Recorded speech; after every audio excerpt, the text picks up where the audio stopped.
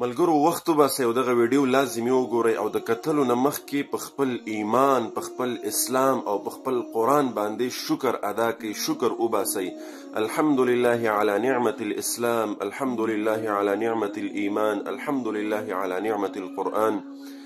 ملګرو دا ولې ما شکرونه وویستل؟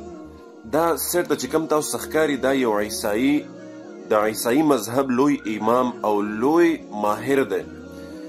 دته دا میشن ورکولی شوی او د میشن دا و چې ته به د اسلام نه، ته به د دین نه، ته به د قرآن نه او ته به د رسول الله صلی الله علیه وسلم نه خلق متنفره کی او د دغه متنفر کولو دپاره به ته یو کتاب ولیکي. د به یو کتاب باندې کار شروع کړه چې زه د اسلام نه، زه د رسول صلی الله علیه وسلم نه او د قرآن نه زه خلق متنفره کړم.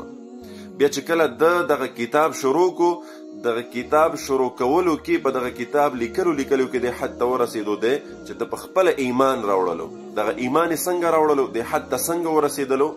په ایمان او په اسلام باندې شکر وباسئ، په قرآن باندې کمنټ کې خامخا سبحان الله الحمدلله په خپل ایمان باندې خامخا شکر وباسئ او نوره قصه د دنه په خپله واورئ. ډېره یو دلچسپه واقعه ده او ډېر خوند کوي چې انسان یې اوري.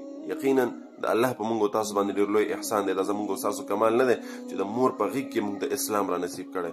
الحمدلله رب العالمین، الحمدلله ثم الحمدلله. ویڈیو خامخا وګورئ او ډېر زیات در سره شیئر کړئ. आपने कैसे और क्यों इस्लाम मुखालिफ किताब लिखने का फैसला किया? एक मजहबी किताब थी क्योंकि मैं लोगों को बताना चाहता था कि इस्लाम एक खतरनाक मजहब क्यों है और मैंने इसे एक ईसाई नुक्ता नजर से लिखा था. लिहाजा आगाज में मैंने ईसाईयत में खुदा के तस्वुर और इस्लामी तस्वुर के दरमियान मवाजना शुरू किया. लेकिन चूंकि मुझे ट्रिनिटी के बारे में ये शकूक थे और मुझे इस्लाम में तौहीद यानी खुदा का एक होना नजर आया, हाँ ये ज्यादा माकूल बात लगती है. और फिर मैंने सोचा ठीक है, मैंने बाइबल दोबारा पढ़ी ताकि अपना ईमान ताज़ा करूं कि इस्लाम में तौहीद का तस्वुर ईसाई तस्वुर क्यों नहीं है. लेकिन जब मैं पुराना ओहदनामा पढ़ रहा था और मैंने देखा कि पुराने ओहदनामे में पैगंबर ने कहा था एक खुदा एक खुदा एक खुदा. और फिर मैंने सोचा ठीक है. एक शख्स मसीह अलैहिस्सलाम के पास आया और पूछा जिंदगी में अहम तरीन चीज क्या है, मैं जन्नत कैसे पा सकता हूँ? उन्होंने जवाब दिया दो चीजें हैं. ए इसराइल, तुम्हारा खुदा एक है, अपने पड़ोसी के साथ ऐसा सलूक करो जो तुम अपने साथ चाहते हो. तो मैंने सोचा अच्छा यीशु मसीह भी यही बात कर रहे हैं. ए इसराइल, तुम्हारा खुदा एक है. लिहाजा मैंने सोचा कि खुदा का ये मुकम्मल मुसलमान तस्वुर ज्यादा माकूल लगता है. मैंने पुराने ओहदनामे के पैगंबरों और मोहम्मद सल्लल्लाहु अलैहि वसल्लम के दरमियान मवाजना किया. अब मेरे पास कोई एतराज न था कि वो सब पैगंबर हैं और ये नहीं है. और मैंने सोचा अच्छा अगर मैं इन्हीं बुनियादों पर हजरत मूसा को तस्लीम करूं लेकिन पैगंबर सल्लल्लाहु अलैहि वसल्लम को तस्लीम न करूं तो फिर ये कुछ और बात है.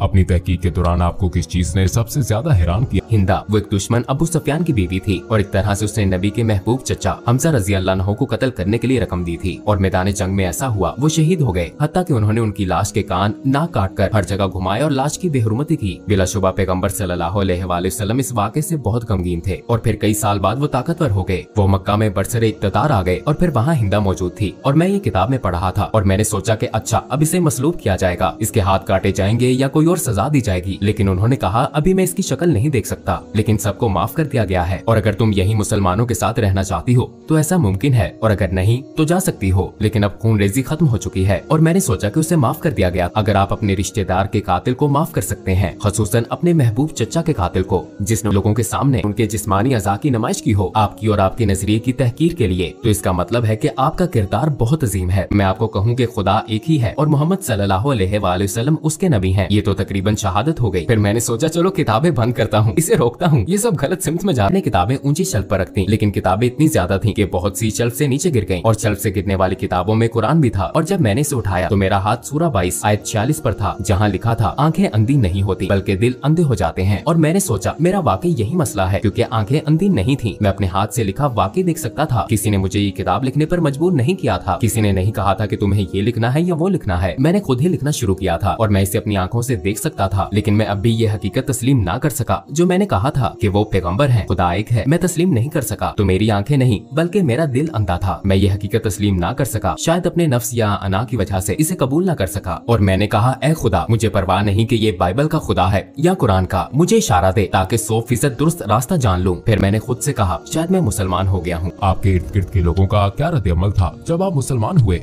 मुझे 2000 से ज्यादा मौत की धमकियां मिली मुझे सपोर्ट करने वालों की तरफ से, जिन्होंने मुझे वोट दिया था। लोगों ने इंतहाई नफरत अंगेज बातें की, हम तुम्हारी बीवी का रेप कर देंगे, तुम्हें गोलियां मार देंगे, हमें तुम्हारे बच्चों का स्कूल मालूम है, वगैरह वगैरह। और आखिरी बात रेडियो में मेरे पुराने बॉस ने कहा, अच्छा हमें क्या मालूम कि कल को तुम हिंदू या कुछ और बन जाओ। तो मैंने उससे कहा कि मैंने कभी मजहब मुंतखब नहीं किया, ऐसा एक ही बार हुआ जब मैं मुसलमान हुआ था। इससे पहले मैंने अपना मजहब मुंतखब नहीं किया था। मैं एक ईसाई घराने में पैदा हुआ, मेरी परवरिश एक ईसाई तरीके से हुई और मैं बहुत मशकूर हूँ उन तमाम अच्छी चीजों के लिए जो इससे मुझे मिली। लेकिन ये मेरा फैसला नहीं था, और सिर्फ एक बार जब मैंने फैसला किया तो वो मेरा मुसलमान होने का फैसला था। आपको 3 सबसे बड़े किन चैलेंजेस का सामना हुआ जब आपने इस्लाम कबूल किया? यकीनन मुसलमान बनना एक बहुत बड़ा चैलेंज था, क्योंकि खुसूसन एक प्रोटेस्टेंट ईसाई के तौर पर मजहबी लिहाज से आपको बहुत ज्यादा चीजें नहीं करनी पड़ती, लेकिन बतौर मुसलमान अमली तौर पर दिन में 5 वक्त की नमाज जरूरी है, खाना एक खास तरीके से खाना जरूरी है, एक खास अंदाज से सोचना जरूरी है, आपके लिए हर लम्हा बेहतरीन रहना जरूरी है अपने खालिक से ताल्लुक के बायस, और इस हकीकत की वजह से कि आपको दिन में 5 वक्त नमाज अदा करनी है। एक तरह से खालिक की मुस्तकिल याद दहानी है। तो ये आपको एक ईसाई के मुकाबले में इस हकीकत से कहीं ज्यादा आगाह रखता है कि आपका एक रब है। क्या आप अपने बच्चों की परवरिश भी बतौर मुसलमान कर रहे हैं?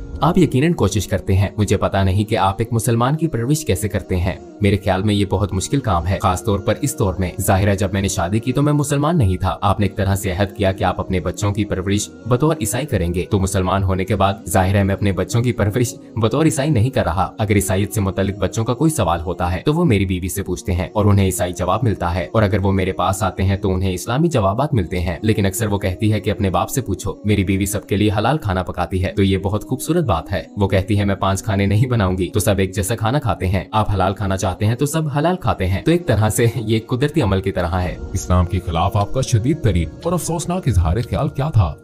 मेरे ख्याल में इस्लाम एक झूठ है, क्योंकि ये बात मैं अक्सर कहता था, इस्लाम झूठ है और कुरान जहर है। लेकिन जब मैं कहता था कि इस्लाम एक झूठ है तो इससे मेरी मुराद थी कि सारा मजहब और उससे मुंसलिक हर चीज। तो ये एक तरह से जहालत का आला तरीन दर्जा था। हाँ, मुझे इस चीज का अफसोस है। लोगों को इस्लाम के बारे में कैसे तहकीक करनी चाहिए? मैं मशवरा दूंगा मार्टिन लिंक्स की किताब Muhammad his life based on the early sources पढ़ें। जिस किताब की मैंने पहले बात की थी ये एक सब्ज किताब है, और मैं समझता हूँ कि लोगों के लिए ये बहुत जरूरी है कि कुरान का खुद से गहरा मुतालिया ना करें, क्योंकि ये एक बहुत ही पेचीदा किताब है। और अगर आपके पास ऐसा कोई नहीं जो आपको सिखा सके, खास तौर पर ज्यादातर लोग जो इस्लाम के बारे में कुछ नहीं जानते, रवानी से अरबी या क्लासिकी अरबी बोलने वाले नहीं होते, तो आप कुरान की तफसीर या तर्जुमा पढ़ते हैं, और जाहिर है ज्यादातर ये मुसद्दिका नहीं होता। इसलिए मैं लोगों को सिर्फ सीरत का मुतालिया करने का मशवरा दूंगा। नबी के किरदार और जिंदगी का मुतालिया करें, क्योंकि रवायत भी हमें यही सिखाती है। और आखिर में आप क्या कहना चाहेंगे? मैं मुसलमान होने के बाद पहले से ज्यादा खुशो-खुर्म हो गया हूँ, इसलिए मैं सबको मुसलमान होने की दावत देना चाहता हूँ। तासु खपल ऑनलाइन कुरान और दीनी उलूम ज़कवल गवाड़ी और या खपल बच्चियानों कशरानों ता खपल कोर के खपल निगरानी के ऑनलाइन द कुरान हिफ्ज नाज़िरा तजवीद कायदा مسنون دعاګانې د اودس د غسل مسائل څومره چې دینی مسائل دي دا ور زده کول غواړئ نو همنن زمونږ په دې بیت العتیق آنلاین قرآن اکیډمۍ کې ایډمیشن وکړئ، داخله وکړئ. تاسو که د دنیا په هر ګوټ کې په هر ځای کې همنن زمونږ په دې اکیډمۍ کې داخله وکړئ. ان شاء الله العظیم په احسن طریقه سره په بهتره طریقې سره به تاسو کشرانو ته تاسو ته دینی زده کړې درکول کیږي.